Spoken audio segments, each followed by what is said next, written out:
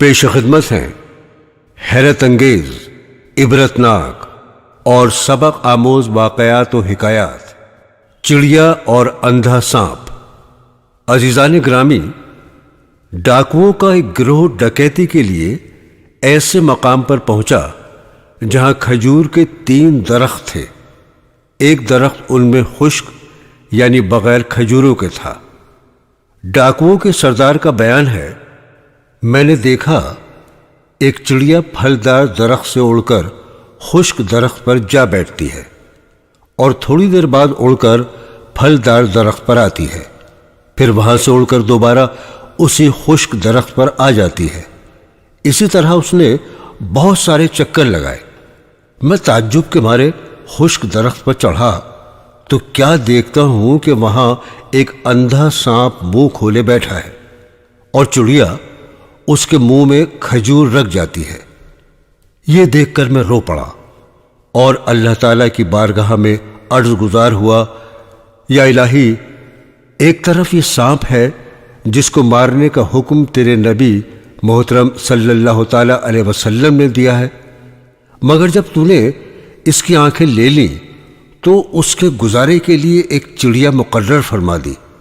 دوسری طرف میں تیرا مسلمان بندہ ہونے کے باوجود مسافروں کو ڈرا دھمکا کر لوٹ لیتا ہوں۔ اسی وقت غیب سے ایک آواز گونج اٹھی، اے فلاں، توبہ کے لیے میرا دروازہ کھلا ہے۔ یہ سن کر میں نے اپنی تلوار توڑ ڈالی اور کہنے لگا، میں اپنے گناہوں سے باز آیا، میں اپنے گناہوں سے باز آیا۔ پھر وہی غیبی آواز سنائی دی، ہم نے تمہاری توبہ قبول کر لی ہے۔ جب اپنے رفاقہ کے پاس آ کر میں نے ماجرا کہا تو وہ کہنے لگے، ہم بھی اپنے پیارے پیارے اللہ عز و جل سے صلح کرتے ہیں۔ چنانچہ انہوں نے بھی سچے دل سے توبہ کی اور سارے حج کے ارادے سے مکہ مکرمہ کی جانب چل پڑے۔ 3 دن سفر کرتے ہوئے ایک گاؤں میں پہنچے تو وہاں ایک نابینا بڑھیا دیکھی جو میرا سردار کا نام لے کر پوچھنے لگی، کیا اس قافلے میں وہ بھی ہے؟ میں نے آگے بڑھ کر کہا، جی ہاں، وہ میں ہی ہوں، کہو کیا بات ہے؟ بڑھیا اٹھی اور گھر کے اندر سے کپڑے نکال لائی اور کہنے لگی، چند روز ہوئے میرا نیک فرزند انتقال کر گیا ہے، یہ اسی کے کپڑے ہیں۔ مجھے 3 رات متواتر سرور کائنات صلی اللہ علیہ وسلم نے خواب میں تشریف لا کر تمہارا نام لے کر ارشاد فرمایا ہے کہ وہ آ رہا ہے، یہ کپڑے اسے دے دینا۔ میں نے اس سے وہ مبارک کپڑے لیے اور پہن کر اپنے رفقا سمیت مکہ مکرمہ کی طرف روانہ ہو گیا۔ واہ میرے مولا، تیری بھی کیا شان ہے، تو نے چڑیا کو اندھے سانپ کی خادمہ بنا دیا۔ تیرے رزق فراہم کرنے کے اندر بھی کیا خوبی ہے۔ برادران اسلام، بے روزگاری اور روزی کی تنگی پر گھبرانے والوں، شیطان کے وسوسوں میں نہ آؤ۔ 12ویں پارے کی پہلی آیت میں ارشاد خداوندی ہے جس کا ترجمہ ہے، اور زمین پر چلنے والا کوئی ایسا نہیں جس کا رزق اللہ کے ذمہ کرم پر نہ ہو۔ اس آیت کریمہ کے زمین پر چلنے والے کا اس لیے ذکر فرمایا کہ ہم کو انہی کا مشاہدہ ہوتا یعنی دیکھنا ملتا ہے، ورنہ جنات، ملائکہ وغیرہ سب کو رب روزی دیتا ہے۔ اس کی رزاقیت یعنی رزق دینے کی صفت صرف حیوانوں پر منحصر نہیں ہے، جو جس روزی کے لائق ہے اسی کو وہی ملتی ہے۔ بچے کو ماں کے پیٹ میں اور قسم کی روزی ملتی ہے، اور پیدائش کے بعد دانت نکلنے سے پہلے اور طرح کی، بڑے ہو کر اور طرح کی۔ بارگاہ رسالت مآب صلی اللہ علیہ وسلم میں ایک بار فقراء صحابہ اکرام نے اپنا قاصد یعنی نمائندہ بھیجا، جس نے حاضر خدمت ہو کر عرض کی، میں فقراء یعنی غریبوں کا نمائندہ بن کر حاضر ہوا ہوں۔ مصطفیٰ جان رحمت صلی اللہ تعالی علیہ وسلم نے ارشاد فرمایا، تمہیں بھی مرحبا اور انہیں بھی جن کے پاس سے تم آئے ہو، تم ایسے لوگوں کے پاس سے آئے ہو جن سے میں محبت کرتا ہوں۔ قاصد نے عرض کیا، یا رسول اللہ صلی اللہ علیہ وسلم، فقراء یعنی غریبوں نے یہ گزارش کی ہے کہ مالدار حضرات جنت کے درجات لے گئے، وہ حج کرتے ہیں اور ہمیں اس کی استطاعت یعنی طاقت اور قدرت نہیں، وہ عمرہ کرتے ہیں اور ہم اس پر قادر نہیں، وہ بیمار ہوتے ہیں تو اپنا زائد مال صدقہ کر کے آخرت کے لیے جمع کر لیتے ہیں۔ آپ صلی اللہ علیہ وسلم نے ارشاد فرمایا، میری طرف سے فقراء کو پیغام دو کہ ان میں سے جو اپنی غربت پر صبر کرے اور ثواب کی امید رکھے، اسے 3 ایسی باتیں ملیں گی جو مالداروں کو حاصل نہیں۔ 1، جنت میں ایسے بالا خانے یعنی بلند محلات ہیں جن کی طرف اہل جنت ایسے دیکھیں گے جیسے دنیا والے آسمان کے ستاروں کو دیکھتے ہیں۔ ان میں صرف فقر یعنی غربت اختیار کرنے والے نبی، شہید، فقیر مومن داخل ہوں گے۔ فقراء مالداروں سے قیامت کے آدھے دن ان کی مقدار یعنی 500 سال پہلے جنت میں داخل ہوں گے۔ قاصد نے واپس جا کر فقراء یعنی غریبوں کو یہ فرمان مصطفیٰ صلی اللہ علیہ وسلم سنایا تو انہوں نے کہا، ہم راضی ہیں، ہم راضی ہیں۔ برادران اسلام، فقیروں کے تو دنیا و آخرت میں وارے ہی نیارے ہیں۔ یاد رہے، فقیر وہی اچھا ہے جو اللہ عز و جل کی رضا پر راضی رہتے ہوئے صبر و قناعت اختیار کرے اور گلے شکوے سے بچا رہے۔ یاد رہے، یہاں فقیروں سے مراد بھکاری نہیں ہے۔ فقر کی تعریف یہ ہے کہ جس شے کی حاجت ہے وہ موجود نہ ہو، جس چیز کی ضرورت ہی نہیں اگر وہ نہ پائی جائے تو اسے فقر نہیں کہا جاتا۔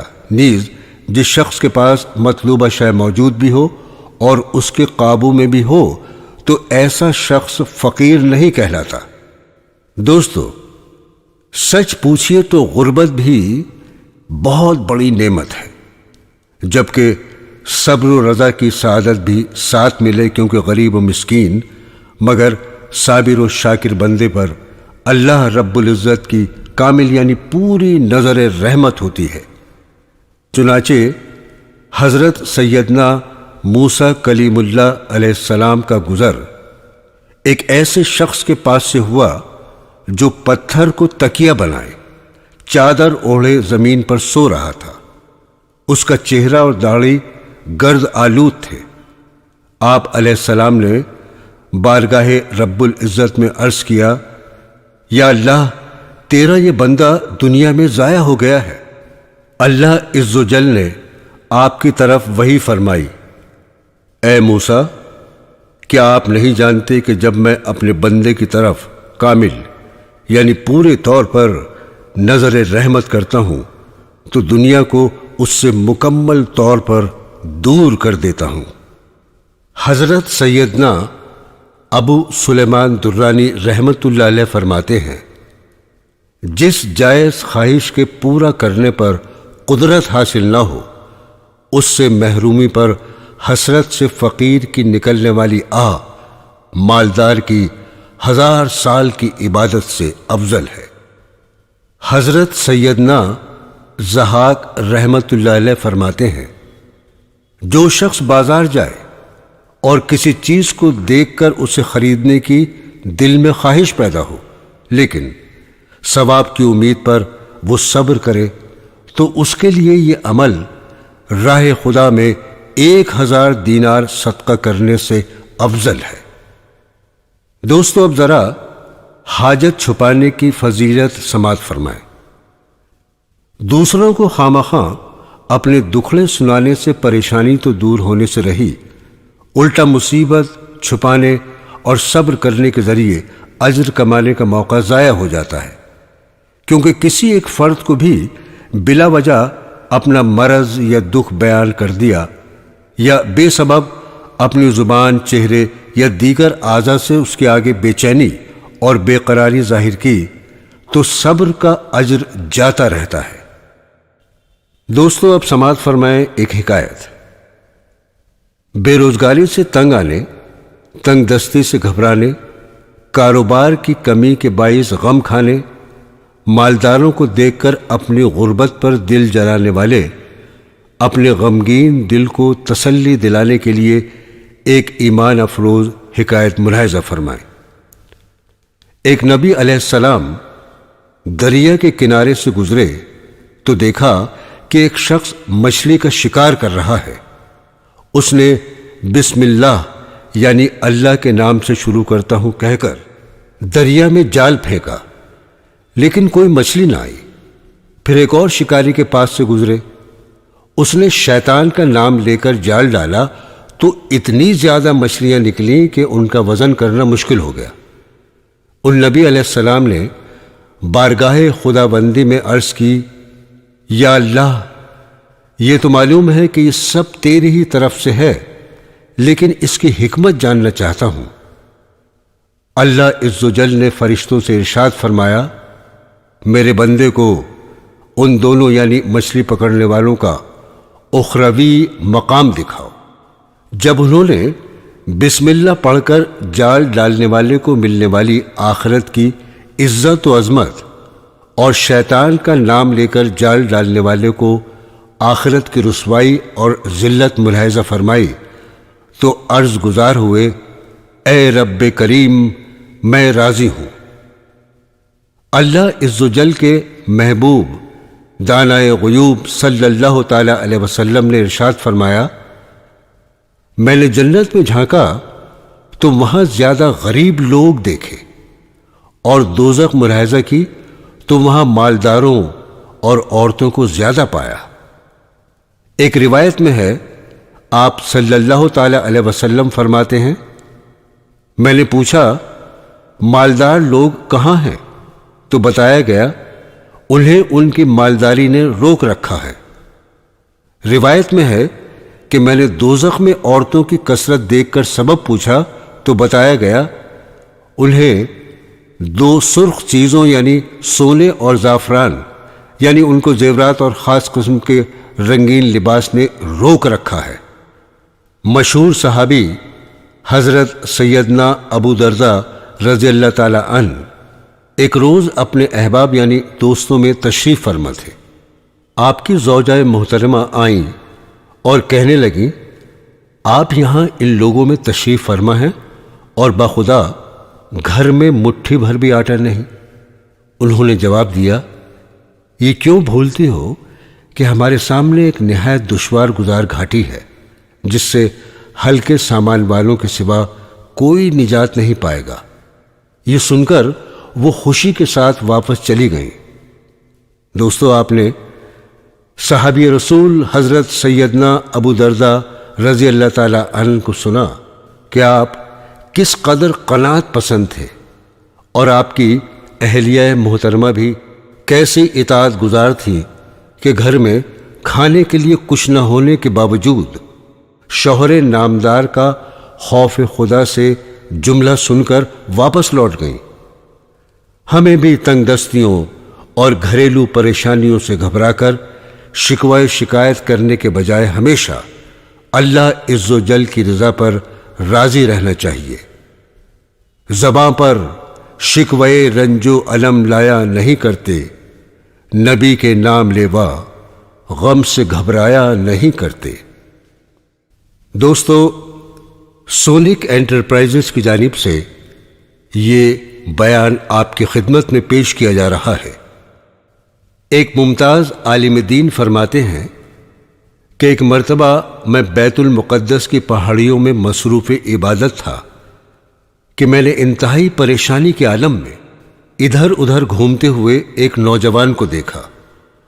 غمخواری کی نیت سے میں اس نوجوان کے پاس آیا اور سلام کے بعد اس سے پریشانی کا سبب پوچھا تو اس نے بتایا، ہمارا ایک پڑوسی اپنے بھائی کی موت پر اس قدر غم میں مبتلا ہے کہ ہر لمحہ آہوزاری ہی کرتا رہتا ہے اور اسے کسی کروٹ چین نہیں۔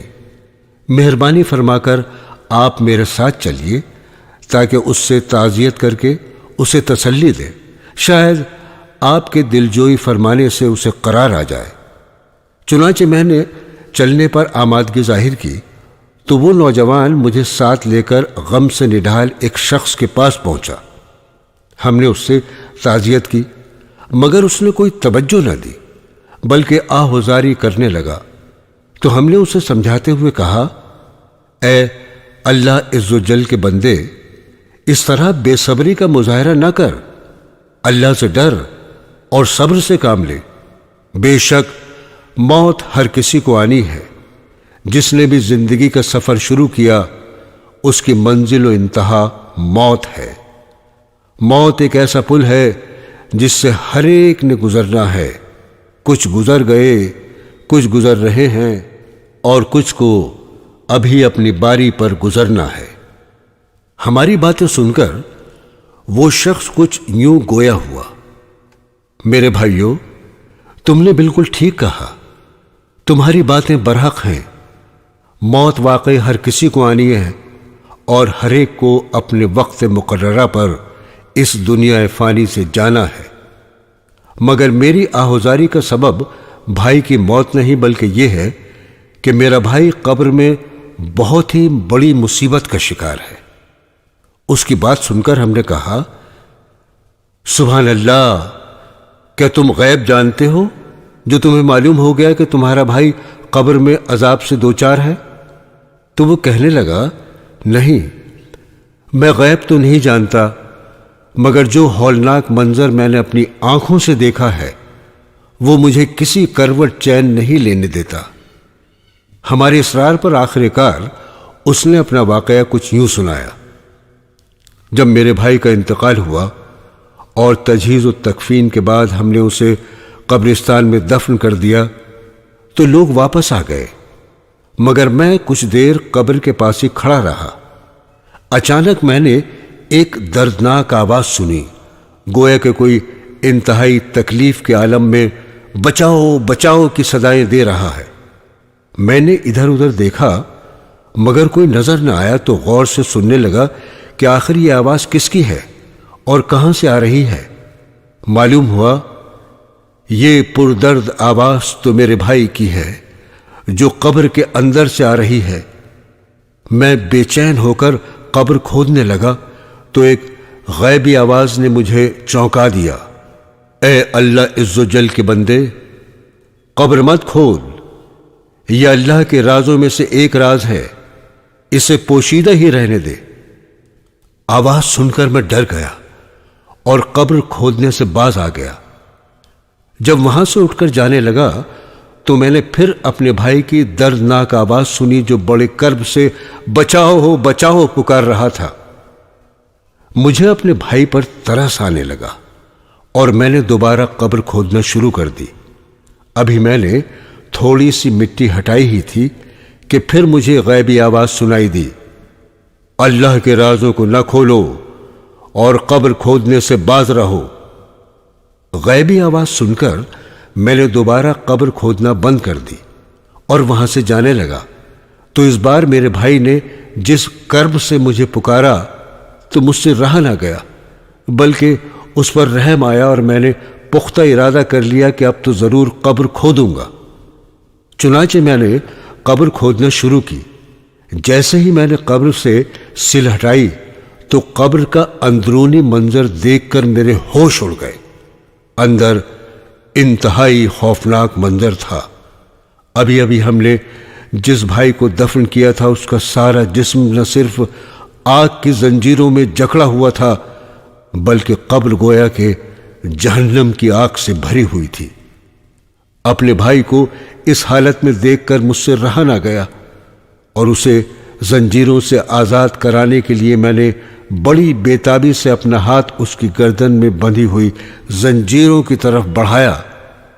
جیسے ہی میرا ہاتھ زنجیر کو لگا، میرے ہاتھ کی انگلیاں گویا کہ گرم لوہے کی طرح پگھل کر ہاتھ سے جدا ہو گئی۔ تکلیف کی شدت سے میری چیخیں نکل گئی اور میں حاطف غیبی کے منع کرنے کے باوجود بھائی کی قبر کھولنے پر افسوس کرنے لگا۔ پھر جیسے ممکن ہوا میں نے قبر کو بند کیا اور وہاں سے بھاگ نکلا۔ دیکھنا چاہتے ہو تو یہ دیکھو میرے ہاتھ کی انگلیاں۔ اتنا کہنے کے بعد اس نے چادر سے اپنا ہاتھ نکالا تو واقعی اس کی 4 انگلیاں غائب تھیں اور ہاتھ پر زخم کا عجیب و غریب نشان موجود تھا۔ وہ عالم دین فرماتے ہیں کہ یہ دیکھ کر ہم نے اللہ عز و جل کے عذاب سے عافیت طلب کی اور وہاں سے چلے آئے۔ عزیزان گرامی، ایک دفعہ کچھ لوگوں نے سیدنا ابن عباس رضی اللہ تعالی عنہ کی خدمت میں حاضر ہو کر عرض کی، ہم حج کے ارادے سے آ رہے تھے کہ راستے میں ہمارے ایک ساتھی فوت ہو گیا۔ ہم نے اس کی تجہیز و تکفین کا بندوبست کر کے قبر کھودی تو وہ سانپوں سے بھر گئی۔ ہم نے اس جگہ کو چھوڑ کر دوسری جگہ قبر کھودی تو وہاں بھی ایسا ہی ہوا۔ اسی طرح تیسری جگہ بھی یہی واقعہ ہوا، لہٰذا ہم اسے وہیں چھوڑ کر آپ سے مشورہ لینے حاضر ہوئے ہیں۔ حضرت سیدنا ابن عباس رضی اللہ تعالی عنہ نے فرمایا کہ یہ اس کے اعمال کا بدلہ ہے، جاؤ اور اسے اسی سانپوں سے بھری قبر میں دفن کر دو۔ اس ذات کی قسم جس کے قبضہ قدرت میں میری جان ہے، اگر تم پوری زمین بھی کھود ڈالو گے تو ہر جگہ انہی سانپوں کو پاؤ گے۔ لہٰذا انہوں نے جا کر انہی سانپوں کے ساتھ اسے دفن کر دیا۔ پھر واپسی پر جب اس کا سامان دینے کے لیے اس کے گھر گئے تو اس کی بیوی سے پوچھا وہ کیا کام کیا کرتا تھا؟ تو اس کی بیوی نے جواب دیا وہ گندم بیچا کرتا تھا اور روزانہ اس میں سے اپنے گھر والوں کے لیے کھانے کی مقدار کے برابر گندم نکال کر اتنی ہی مقدار میں ردی گندم اس میں ڈال دیتا تھا۔ برادران اسلام، ہم اپنے ہاتھوں سے مردوں کو قبر میں اتارتے ہیں، لیکن ہمیں اس بات کا احساس نہیں ہوتا کہ ایک دن ہمیں بھی اندھیری قبر میں اترنا ہے اور اپنی کرنی کا پھل بھگتنا ہے۔ ہم قبر کو بھولیں چاہے یاد رکھیں، قبر ہمیں نہیں بھولتی۔ قبر روزانہ 5 مرتبہ یہ ندا کرتی ہے، اے آدمی تو میری پیٹھ پر چلتا ہے حالانکہ میرا پیٹ تیرا ٹھکانہ ہے۔ اے آدمی تو مجھ پر عمدہ عمدہ کھانے کھاتا ہے، ان قریب میرے پیٹ میں تجھے کیڑے کھائیں گے۔ اے آدمی تو میری پیٹھ پر ہنستا ہے، جلد ہی میرے اندر آ کر روئے گا۔ اے آدمی تو میری پیٹھ پر خوشیاں مناتا ہے، ان قریب مجھ میں غمگین ہوگا۔ اے آدمی تو میری پیٹھ پر گناہ کرتا ہے، ان قریب میرے پیٹ میں مبتلا عذاب ہوگا۔ دوستو، بنی اسرائیل کا ایک مغرور آدمی اپنے بند کمرے میں گھر والوں میں سے کسی کے ساتھ تنہائی میں تھا کہ اتنے میں ایک شخص اس کی طرف ایک دم لپکا۔ اس مغرور نے کہا، اندر داخلے کی تمہیں کس نے اجازت دی اور تم ہو کون؟ نووارد نے کہا، مجھے اس گھر کے مالک نے اجازت دی اور میں وہ ہوں جسے کوئی دربان نہیں روک سکتا۔ مجھے بادشاہوں سے بھی اجازت لینے کی ضرورت نہیں ہوتی، نہ مجھے کسی کا دبدبہ ڈرا سکتا ہے، نہ ہی مجھ سے کوئی مغرور اور سرکش بچ سکتا ہے۔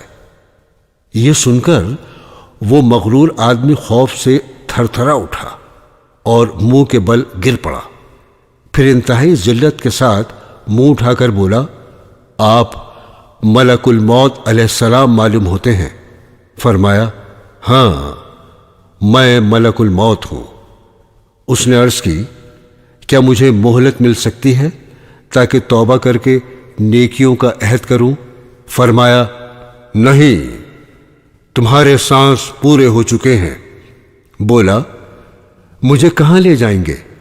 فرمایا، اس مقام پر جہاں تو نے اعمال بھیجے ہیں اور اس گھر کی طرف جو تو نے تیار کیا ہے۔ بولا، افسوس، میں نے نہ کوئی نیکی آگے بھیجی ہے نہ ہی کوئی اچھا گھر تیار کیا ہے۔ ملک الموت علیہ السلام نے فرمایا، پھر تو تجھے اس بھڑکتی آگ کی طرف لے جایا جائے گا جو تیرا گوشت پوست نوچ لے گی۔ یہ کہہ کر ملک الموت نے اس کی روح قبض کر لی اور وہ مردہ ہو کر گر پڑا۔ گھر میں کوہرام مچ گیا، چیخ و پکار، رونا دھونا مچ گیا۔ اگر ان سوگواروں کو اس کے برے انجام کا پتہ چل جاتا تو اس سے بھی زیادہ رونا دھونا مچاتے۔ یاد رکھ، ہر آن آخر موت ہے، بن تو مت انجان آخر موت ہے، ایک دن مرنا ہے آخر موت ہے، کر لے جو کرنا ہے آخر موت ہے۔ دوستو، منقول ہے کہ شام کے وقت ایک گھڑ سوار مسافر ایک وادی میں داخل ہوا تو شام کے سائے گہرے ہوتے دیکھ کر اس نے سوچا رات کی تاریکی چھانے سے قبل کوئی محفوظ ٹھکانہ تلاش کرنا چاہیے۔ چنانچہ اسے وادی میں ایک لڑکا نظر آیا۔ اس لڑکے سے اس نے پوچھا، آبادی کدھر ہے؟ لڑکے نے عرض کی، اس پہاڑی پر چڑھ کر دیکھیں گے تو دوسری طرف آپ کو آبادی ہی آبادی نظر آئے گی۔ جب اس شخص نے پہاڑی پر چڑھ کر دوسری طرف دیکھا تو اسے آبادی کے بجائے ایک قبرستان دکھائی دیا جس میں ہر طرف بربادی اور ویرانی کے آثار نمایاں تھے۔ وہ دل میں کہنے لگا، یقیناً یہ لڑکا بے وقوف ہے جو آنے جانے والے انجان مسافروں کو پریشان کرتا ہے، یا پھر انتہائی عقل مند ہے اور اس کے قبرستان کی طرف اشارہ کرنے میں کوئی حکمت پوشیدہ ہے۔ یہ سوچ کر وہ حقیقت حال جاننے کے لیے واپس آیا اور اس لڑکے سے پوچھا، میں نے آبادی کے متعلق پوچھا تھا مگر تم نے مجھے قبرستان کا راستہ کیوں دکھا دیا؟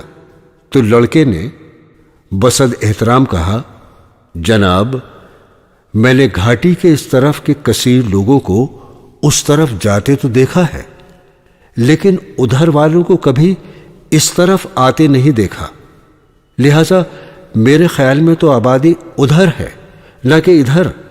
ہاں، اگر آپ مجھ سے پوچھتے کہ مجھے اور میرے جانور کو ٹھکانہ کہاں مل سکتا ہے تو میں آپ کو ادھر بھیجتا نہ کہ ادھر۔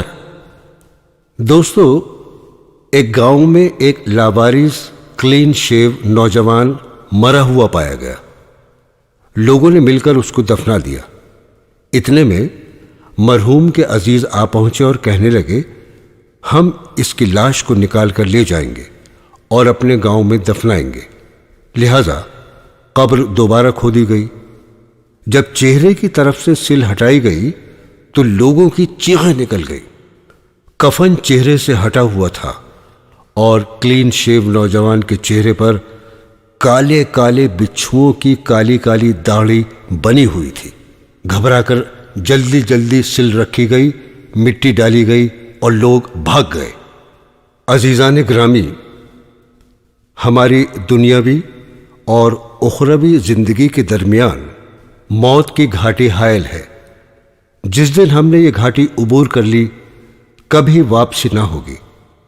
لہذا موت کی اس پرخطر گھاٹی کو یاد رکھیے کہ جسے ہر ایک نے پار کرنا ہے، اور کبھی بھی غفلت اختیار نہ کیجیے۔ کامیاب اور عقل مند وہی ہے جو دوسروں کو مرتا دیکھ کر اپنی موت یاد کرے اور قبر و آخرت کی تیاری کر لے، جیسا کہ سیدنا عبداللہ بن مسعود رضی اللہ تعالی عنہ سے منقول ہے، یعنی سعادت مند وہ ہے جو دوسروں سے نصیحت حاصل کرے۔ یاد رکھیے، غفلت کے ساتھ موت کو یاد کرنے سے یہ سعادت حاصل نہیں ہوگی کہ اس طرح تو انسان ہمیشہ جنازے دیکھتا ہی رہتا ہے اور کبھی اپنے ہاتھوں سے بھی انہیں قبر میں اتارتا ہے۔ تصور موت کا بہتر طریقہ یہ ہے کہ کبھی کبھی تنہائی میں دل کو ہر طرح کے دنیاوی خیالات سے پاک کر کے پھر پہلے اپنے ان دوستوں اور رشتہ داروں کو یاد کیجیے جو وفات پا چکے ہیں۔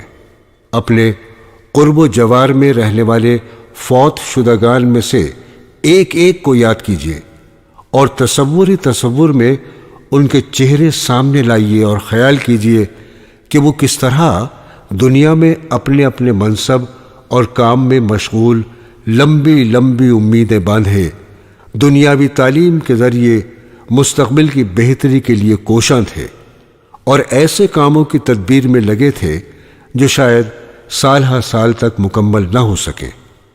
دنیاوی کاروبار کے لیے وہ طرح طرح کی تکلیفیں اور مشقتیں برداشت کیا کرتے تھے۔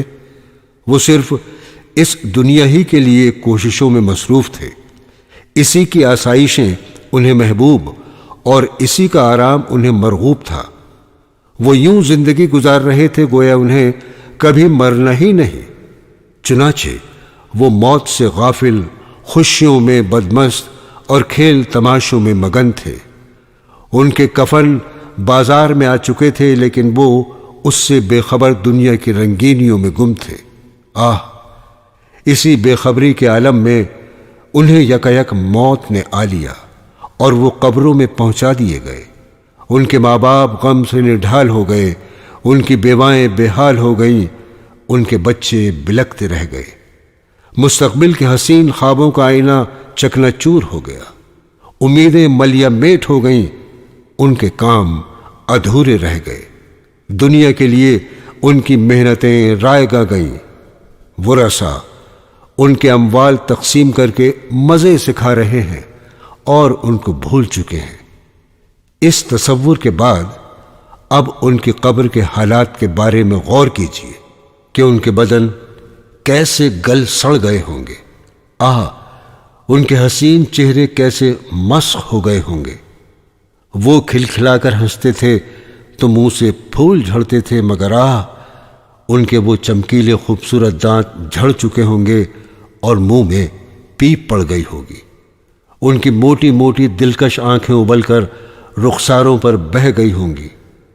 ان کے ریشم جیسے بال جھڑ کر قبر میں بکھر گئے ہوں گے۔ ان کی باریک اونچی خوبصورت ناک میں کیڑے گھسے ہوں گے۔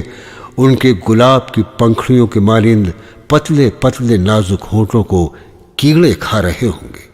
وہ ننھے ننھے بچے جن کی توتلی باتوں سے غمزدہ دل کھل اٹھتے تھے، مرنے کے بعد ان کی زبانوں پر کیڑے چمٹے ہوں گے۔ نوجوانوں کے قابل رشک توانا ورزشی جسم خاک میں مل گئے ہوں گے۔ ان کے تمام جوڑ الگ الگ ہو چکے ہوں گے۔ یہ تصور کرنے کے بعد ذرا سوچئے، یہی حال عنقریب میرا بھی ہونے والا ہے۔ مجھ پر بھی نزع کی کیفیت طاری ہوگی، آنکھیں چھت پر لگی ہوں گی، عزیز و اقارب جمع ہوں گے، ماں میرا لال کہہ رہی ہوگی، باپ مجھے بیٹا بیٹا کہہ کر پکار رہا ہوگا، بہنیں بھائی بھائی کی آوازیں لگا رہی ہوں گی، چاہنے والے آہیں اور سسکیاں بھر رہے ہوں گے۔ پھر اسی چیخ و پکار کے پرہول ماحول میں روح قبض کر لی جائے گی۔ کوئی آگے بڑھ کر میری آنکھیں بند کر دے گا، مجھ پر کپڑا اڑا دیا جائے گا، عزیزوں کے رونے دھونے سے کوہرام مچ جائے گا، مجھے غسل دیا جائے گا، کفن پہنایا جائے گا۔ آہ و فغاں کے شور میں اس گھر سے میرا جنازہ روانہ ہوگا جس گھر میں میں نے ساری عمر بسر کی۔ کل تک جنہوں نے ناز اٹھائے آج وہی میرا جنازہ اٹھا کر قبرستان کی طرف چل پڑیں گے۔ پھر مجھے قبر میں اتار کر میرے عزیز اپنے ہاتھوں سے مجھ پر مٹی ڈالیں گے۔ پھر قبر کی تاریکیوں میں مجھے تنہا چھوڑ کر سب کے سب واپس پلٹ جائیں گے۔ یوں اپنی موت اور قبر کے حالات کا باری باری تصور باندھیے۔ پھر ممکن نکیر کی آمد، ان کے سوالات اور عذاب قبر کا خیال دل میں لائیے اور اپنے آپ کو ان پیش آنے والے معاملات سے ڈرائیے۔ اسلامی بہنوں اور بھائیوں، اللہ جل شانہ کی بارگاہ میں جھٹ پٹ اپنے گناہوں سے توبہ کر لیجیے۔ سرکار مدینہ صلی اللہ تعالی علیہ وسلم کا فرمان عبرت نشان ہے، جو کوئی جان بوجھ کر ایک نماز بھی ترک کر دیتا ہے اس کا نام جہنم کے اس دروازے پر لکھ دیا جاتا ہے جس سے وہ جہنم میں داخل ہوگا۔ نمازوں کی پابندی کیجیے۔ جہنم میں ایک وادی ہے جس کی گرمی اور گہرائی سب سے زیادہ ہے۔ اس میں ایک کنواں ہے جس کا ایک نام ہے۔ جب جہنم کی آگ بجھنے پر آتی ہے، اللہ عز و جل اس کنویں کو کھول دیتا ہے جس سے وہ بدستور بھڑکنے لگتی ہے۔ یہ کنواں بے نمازیوں اور زانیوں اور شرابیوں اور سود خوروں اور ماں باپ کو ایذا دینے والوں کے لیے ہے۔ حدیث پاک میں ارشاد فرمایا، جو ماہ رمضان کا ایک روزہ بلا عذر شرعی و مرض قضا کر دیتا ہے تو زمانے بھر کے روزے اس کی قضا نہیں ہو سکتے، اگرچہ بعد میں رکھ بھی لے۔ پچھلی نمازیں یا روزے اگر باقی ہیں تو ان کا حساب کر لیجئے، قضائے عمری کر لیجئے اور جان بوجھ کر کی ہوئی تاخیر کے گناہ کی توبہ بھی کر لیجئے۔ فلمیں، ڈرامے دیکھنے اور بد نگاہی کرنے والوں کو ڈر جانا چاہیے۔ جو اپنی آنکھوں کو حرام سے پر کرے گا، اس کی آنکھوں میں قیامت کے روز اللہ تعالیٰ آگ بھر دے گا۔ ماں باپ کو ستانے والوں کے لیے دردناک عذاب کی وعید ہے۔ چنانچہ حدیث شریف میں آتا ہے، معراج کی رات سرور کائنات شاہ موجودات صلی اللہ تعالی علیہ وسلم نے ایک منظر یہ بھی دیکھا کہ کچھ لوگ آگ کی شاخوں سے لٹکے ہوئے تھے۔ عرض کی گئی، یہ ماں باپ کو گالیاں بکتے تھے۔ داڑھی منڈوانے والوں یا ایک مٹھی سے گھٹانے والوں کے لیے مقام غور ہے کہ حدیث پاک میں آتا ہے، مونچھوں کو خوب پست کرو، داڑھیوں کو معافی دو یعنی بڑھنے دو، اور یہودیوں جیسی صورت مت بناؤ۔ سرکار مدینہ صلی اللہ تعالی علیہ وسلم نے ارشاد فرمایا، معراج کی رات میں نے کچھ مردوں کو دیکھا جن کی کھالیں آگ کی قینچیوں سے کاٹی جا رہی تھیں۔ میں نے کہا، یہ کون ہیں؟ جبرائیل امین علیہ السلام نے بتایا، یہ لوگ ناجائز اشیاء سے زینت حاصل کرتے تھے، اور میں نے ایک بدبودار گڑھا دیکھا جس میں شور و غوغا برپا تھا۔ میں نے کہا، یہ کون ہیں؟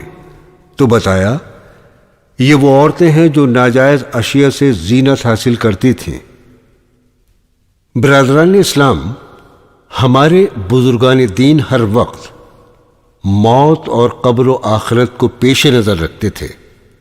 یہی وجہ ہے کہ وہ گناہوں سے دور اور نیکیوں پر کمر بستہ رہتے اور دنیا کی عارضی لذتوں میں مصروف ہو کر مطمئن ہو جانے کے بجائے ہر وقت خوف خدا سے روتے ہوئے موت، قبر اور حشر و نشر کی ہولناکیوں کو یاد رکھتے تھے۔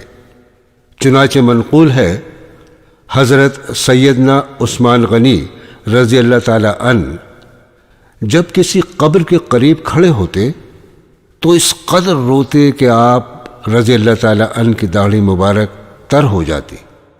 اس بارے میں آپ سے سوال کیا گیا کہ آپ جنت و دوزخ کے تذکرے پر نہیں روتے، مگر جب کسی قبر کے قریب کھڑے ہوتے ہیں تو اس قدر گریہ و زاری فرماتے ہیں، اس کا کیا سبب ہے؟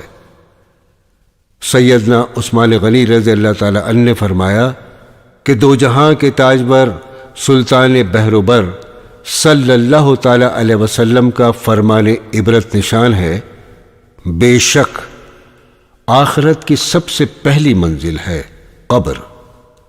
اگر اس سے نجات پائی تو بعد کا معاملہ اس سے آسان ہوگا، اور اگر اس سے نجات نہ پائی تو بعد کا معاملہ اس سے زیادہ سخت ہوگا۔ امیر المومنین حضرت سیدنا عثمان غنی رضی اللہ تعالی عنہ نے اپنے سب سے آخری خطبے میں ارشاد فرمایا، اللہ عز و جل نے تمہیں دنیا اس لیے عطا فرمائی ہے کہ تم اس کے ذریعے آخرت کی تیاری کرو، اور اس لیے عطا نہیں فرمائی کہ تم اسی کے ہو کے رہ جاؤ۔ بے شک دنیا فانی اور آخرت باقی ہے۔ تمہیں فانی کہیں بہکا کر آخرت سے غافل نہ کر دے۔ باقی رہنے والی کو فنا ہو جانے والی پر ترجیح دو، کیونکہ دنیا منقطع ہونے والی ہے اور بے شک اللہ تعالیٰ کی طرف لوٹنا ہے۔ اللہ سے ڈرو، کیونکہ اس کا ڈر اس کے عذاب سے روک اور ڈھال اور اس کی بارگاہ تک پہنچانے کا ذریعہ ہے۔ امیر المومنین حضرت سیدنا علی مرتضی شیر خدا کرم اللہ وجہہ نے ایک مرتبہ کوفہ میں خطبہ دیتے ہوئے ارشاد فرمایا، اے لوگو، بے شک تمہارے بارے میں مجھے سب سے زیادہ اس بات کا خوف ہے کہ کہیں تم لمبی لمبی امیدیں نہ باندھ بیٹھو اور خواہشات کی پیروی میں نہ لگ جاؤ۔ یاد رکھو، لمبی امیدیں آخرت کو بھلا دیتی ہیں، اور خبردار، نفسانی خواہشات کی پیروی راہ حق سے بھٹکا دیتی ہے۔ خبردار، دنیا ان قریب پیٹھ پھیرنے والی اور آخرت جلد آنے والی ہے۔ آج عمل کا دن ہے، حساب کا نہیں، اور کل حساب کا دن ہوگا، عمل کا نہیں۔ برادران اسلام، اللہ تعالیٰ سے دعا ہے کہ ہمیں نیکی کی توفیق عطا فرمائے، آمین۔